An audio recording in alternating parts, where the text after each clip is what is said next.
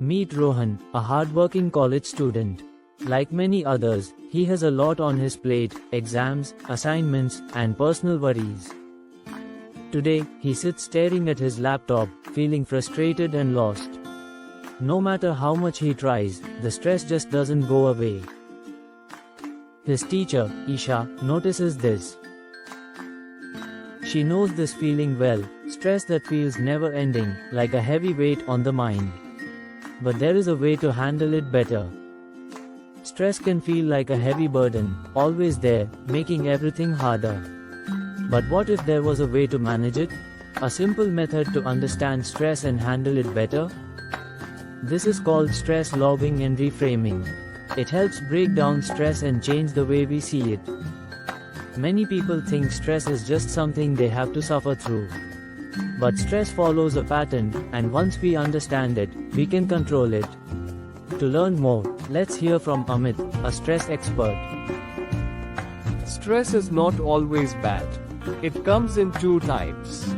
Eustress is the good stress, helps you stay focused, motivated, and perform better, like the excitement before a big event. Distress is the bad stress, makes you feel anxious, stuck, or exhausted. Think of stress like a balance.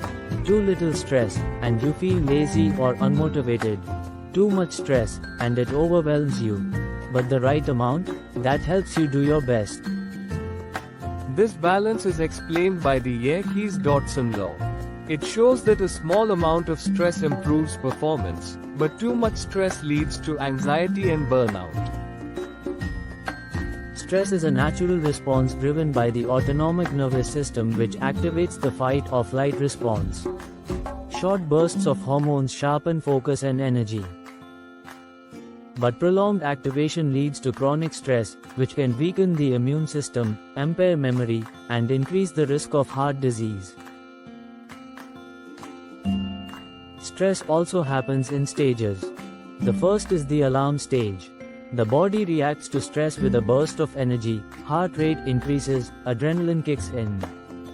The next is the resistance stage. If the stress continues, the body tries to cope, but it takes effort. At last comes the exhaustion stage. If stress lasts too long, the body gets drained, leading to burnout.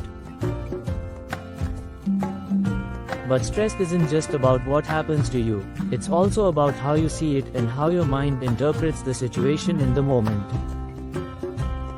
Primary appraisal is when your mind asks, is this a threat or a challenge?